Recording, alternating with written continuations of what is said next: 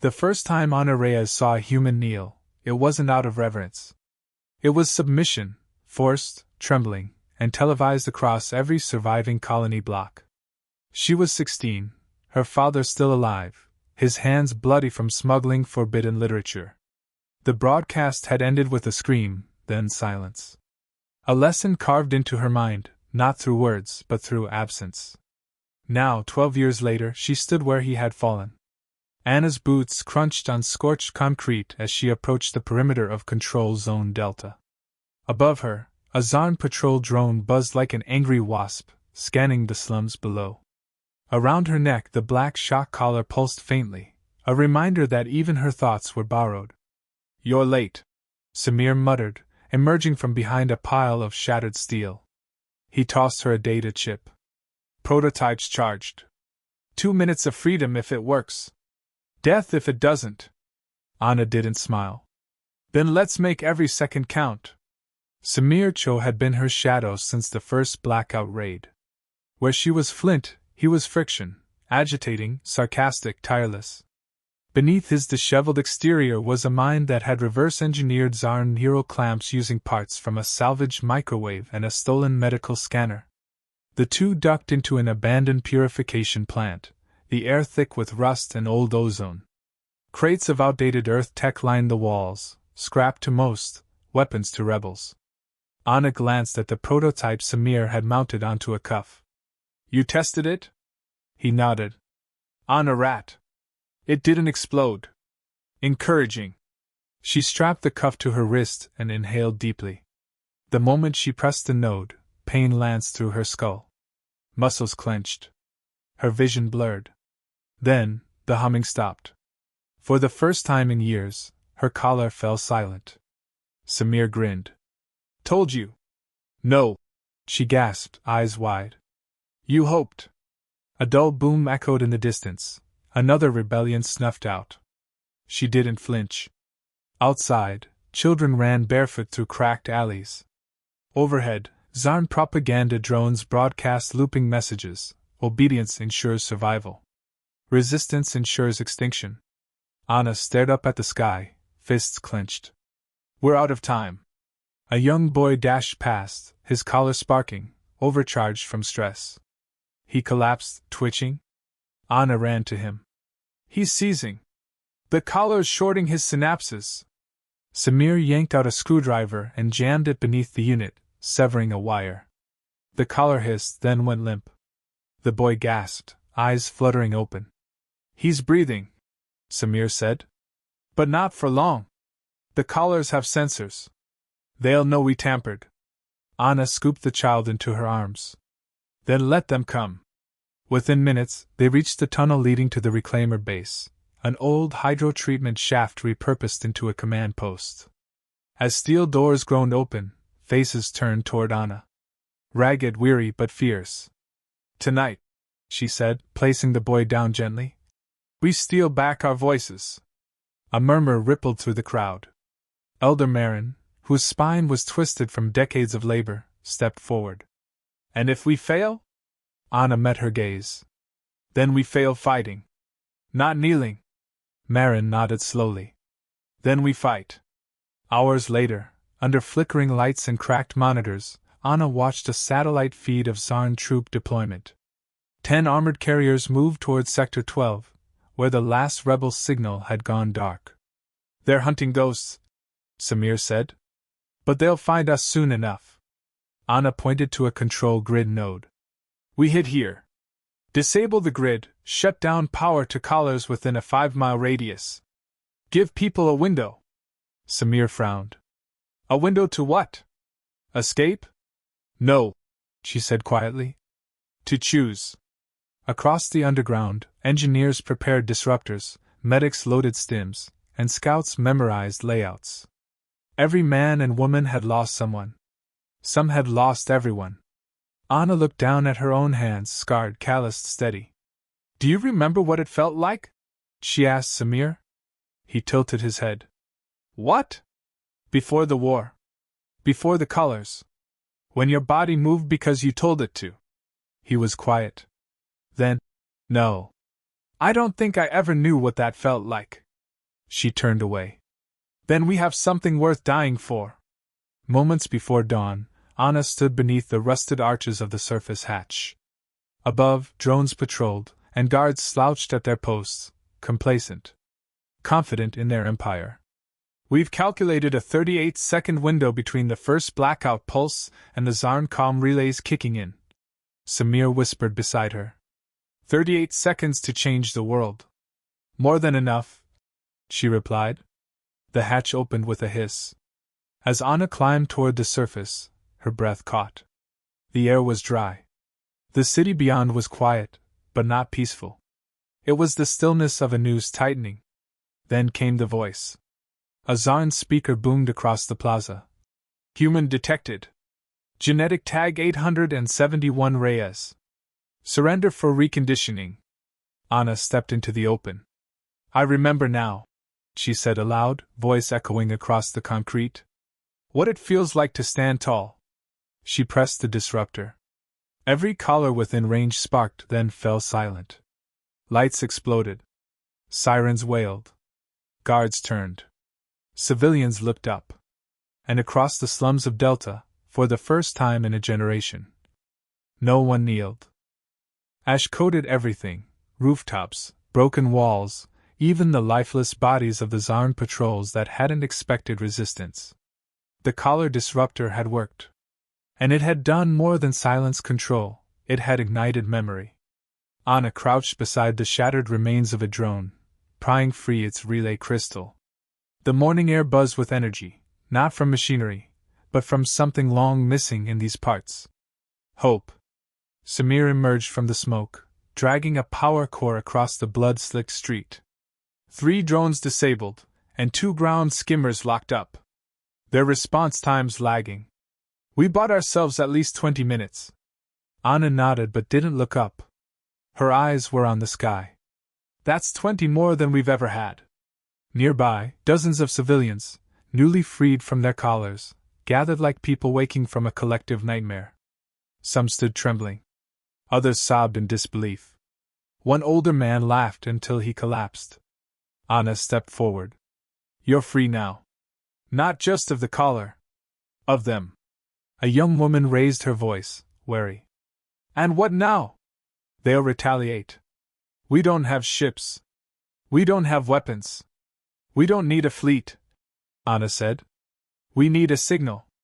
Behind her, Samir connected the relay crystal to the old broadcast array embedded in a toppled comms tower. It's rusty, but it'll scream loud. You're sure? She asked. He smirked. Trust me. If the Zarn don't hear this, the stars themselves will. With a flick of his wrist, the makeshift transmitter flared to life. Static crackled. Then Anna's voice surged across open channels once choked by propaganda. To the colonies still shackled, this is Earth. Sector Delta is free. The collars can be broken. We are not livestock. We are not tools. We are human, and we remember who we are. In the silence that followed, even the wind seemed to hold its breath. Samir turned to her, whispering, If we weren't already a target, we are now. Then let them aim, she replied. Suddenly, an explosion shattered the calm. A missile screamed from the sky, obliterating a nearby building. Dust and debris rained down. Screams erupted as civilians scrambled for cover. Zarn retaliatory drones streaked overhead. Anna yanked Samir behind a slab of duracrete. They were waiting. We just gave them our coordinates. Samir coughed, blood streaking his lip. Then we move. Tunnel 4 is still intact. Not all of us will make it, she muttered. Then don't look back, he said. Lead. Her decision was instant. Evac route Bravo. Anyone mobile, help the injured. We fall back to the reclaimer shaft. Amid chaos, Anna moved with ruthless clarity. She hoisted a child onto her back, guided a limping engineer with one hand, and barked orders with the precision of someone who had rehearsed loss more than triumph. Above, the sky darkened as the Zarn carrier descended, massive, angular, its hull humming with unspent violence. It deployed shock troops with skin like molten iron and visors that scanned for defiance. They opened fire. Blasts shredded the street, vaporizing anything in their path.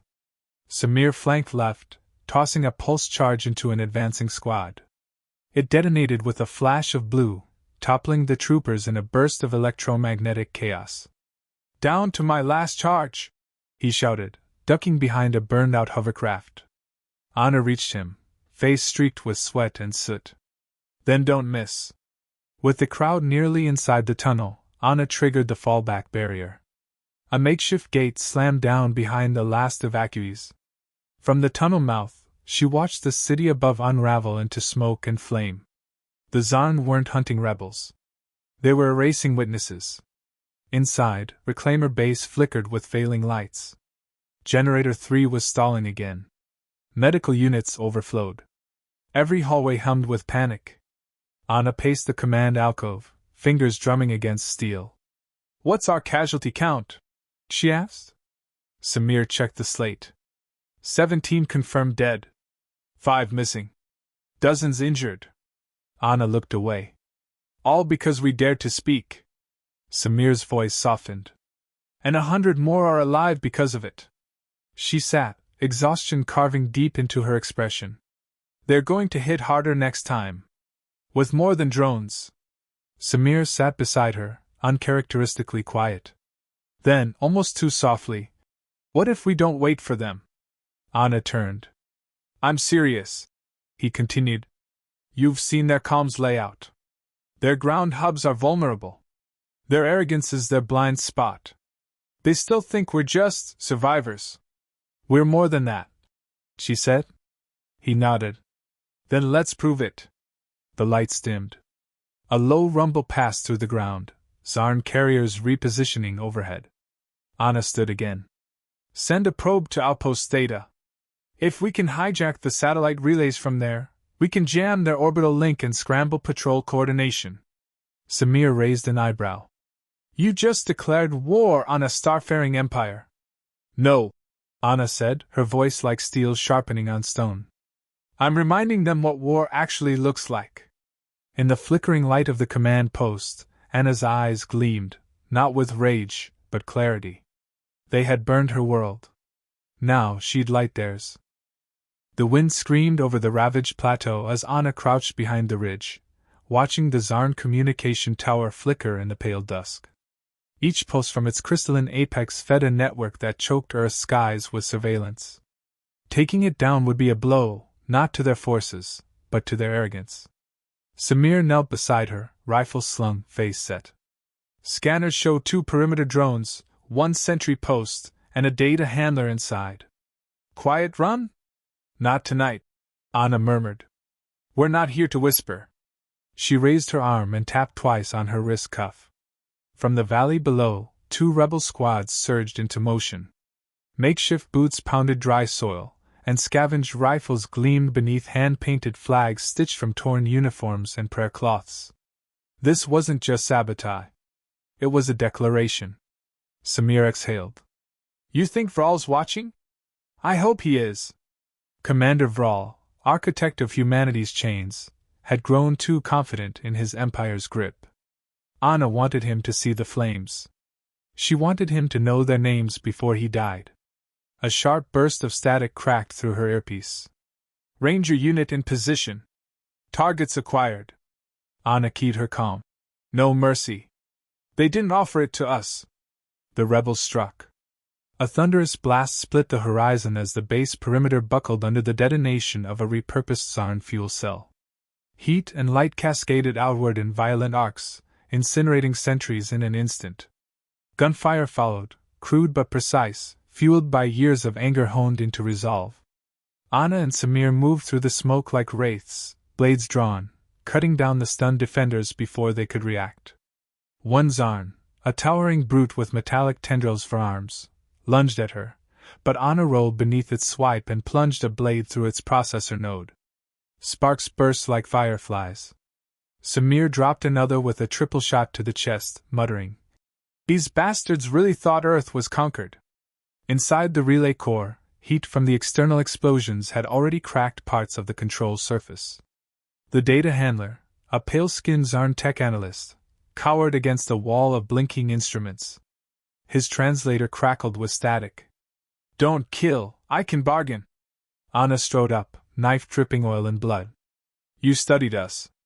You catalogued our weaknesses. Did you ever catalog our memory? He flinched. We don't forget children in cages, she whispered. We don't forget burned libraries. We don't forget my father. The knife was quick. Merciful. Samir scanned the command panel. We're good. Full relay override. Ready to broadcast. She stepped forward. Open the feed. The cracked monitor flickered to life. Across dozens of hidden rebel outposts, across jammed channels and distant colonies, Anna's image emerged, dust-covered, bloodied, defiant. To the Tsarn Empire, this is not a cry for help. This is not a plea. This is a promise. She stepped closer to the camera. We are no longer bound. We are not your workers. We are not your livestock. We are not your shame. We are the fire. You lit it when you thought we would never rise.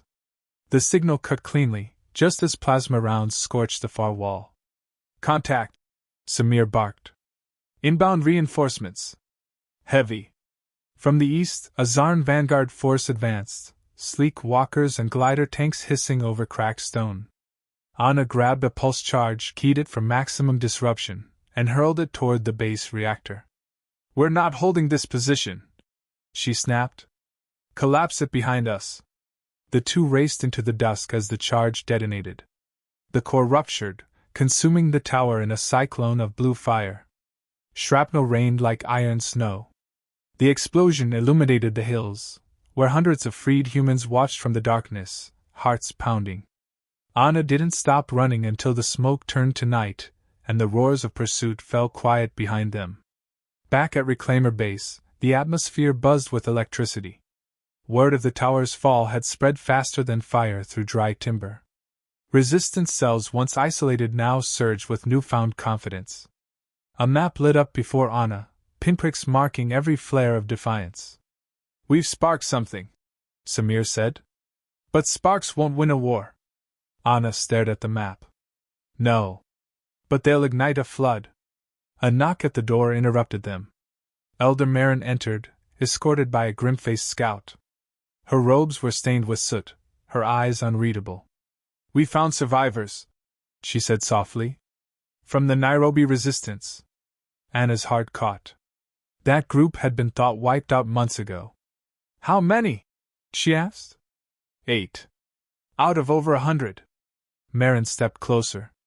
But one of them brought this. She handed Anna a memory shard, a crystal encoded with battle footage. As the image played, Anna's breath froze. A captured Tsarn captain, strapped and bloodied, whispered to the camera. They were wrong. Humanity wasn't broken. We just hadn't gotten angry enough. Anna clenched the shard until her knuckles turned white. She looked at Samir. It's not just about Earth anymore. He nodded. Then it's time we stopped fighting like a planet, and started fighting like a species. Outside, the first snow began to fall, ash-white flakes drifting across the shattered landscape. The fire had been lit. And it was spreading. The sky above Earth had turned black, not with storm clouds, but with something worse. Dreadnoughts. Monolithic Tsarn warships loomed in low orbit, casting long shadows across the continents. Their message was unmistakable. The Empire had heard Earth's voice, and it intended to silence it permanently. Ana Reyes stood at the heart of Reclaimer Base, flanked by rebel commanders from across the fractured globe. Each screen on the command wall displayed a different uprising, burning banners, liberated zones, fleeing civilians. The revolution had bloomed like wildfire. Now, it threatened to consume everything. Vral is here, Samir said, his voice tight. Anna's eyes didn't waver. Let him land. A murmur passed through the war room. One of the officers stepped forward. You're inviting annihilation. I'm inviting closure, Anna replied. He started this. He ends it with me. Vral's dropship descended on the old capital ruins, a jagged skeleton of stone and steel, half buried in the dust of 2 decades. The Empire's banner unfurled across its prow, black, featureless, absolute. Anna walked to the rendezvous alone. Her clothes were scorched from weeks of battle, her blade worn to the hilt. Around her neck she wore the severed collar that once choked her spirit, now a symbol of defiance. Vrall stepped out. The Zon commander was taller than she remembered. His exoskeletal armor shimmered with living circuitry, pulsing with the rhythm of 100 battles. His face was unreadable beneath the glassy helm, but his voice, distorted through layers of artificial modulation, cut the silence. You came unarmed. Anna raised her chin. No. I came with history. Vrall studied her. You have awakened chaos. Do you think yourselves worthy of self-rule? You are creatures of impulse, governed by sentiment. And yet, she said, taking a step closer, you've returned to the planet you claimed to have pacified. Why? Afraid we might embarrass your empire? He did not reply. She paced slowly, voice calm but piercing. You called us slaves. You called us property. But you never broke us. You branded our children. Burned our homes. Rewrote our histories. And still we rose. Vrall's tone hardened. Your defiance is a contagion. It will not be allowed to spread. Anna stopped. It already has. From behind her, the sky lit up. Dozens of streaks carved the atmosphere, salvaged orbital strike crafts, refitted by rebel engineers and launched in synchrony from hidden bunkers. They weren't elegant. They weren't clean. But they were human. And they struck like fury. The lead dreadnought exploded mid-turn, its shielding overtaxed by brute force. Another reeled as its communications array collapsed under a barrage of jamming waves. The third, a command ship, listed sideways, black smoke gushing from its engines. Vrall turned toward the chaos, his posture rigid. Anna's voice was low. We don't need perfection. We need rage. Vrall lunged. Anna sidestepped, blade flashing into her hand from beneath her coat. Steel met alien alloy in a clash that echoed through the ruin. Vrall struck with calculated power, each blow meant to shatter. Anna danced on instinct, her scars guiding her more than muscle memory. You think this changes the stars? Vrall snarled. You think fire wins against order? Anna spat blood. No. But it reminds them. With a final twist, she drove her blade between the seams of his chest plate. His knees buckled. He fell hard. Anna stepped back, panting, blade slick with black ichor. She knelt beside him as his breath grew shallow. We were never your subjects, she whispered. Only your mistake. The rebellion didn't end with Vrall's fall. But it began again, with clarity. Reclaimer Base became more than a refuge. It became the first council. Former slaves, engineers, farmers, teachers, they came not to rebuild the old world, but to forge something new. Samir walked beside Anna weeks later, through the ash-dusted corridors of what remained of the capital. We just received a signal from the Mars colonies. They say the collars stopped pulsing after we took down Vrall's control beacon. Anna exhaled slowly. How many joined us? Too many to count. She stopped, turning to look at the horizon where smoke still curled, but the sky had begun to clear. This was never just about Earth, she said. It was about memory. Dignity. The right to choose. Samir smiled faintly. You gave them that. No, she corrected. We did. They passed by a group of children rebuilding solar towers, barefoot, laughing, unafraid. One held up a piece of charred metal like a trophy, waving. Anna waved back. As they climbed the slope overlooking the ruined city, Samir asked, What do we tell the ones who weren't here? The ones still afraid? Anna glanced up at the stars. We tell them, the fire still burns,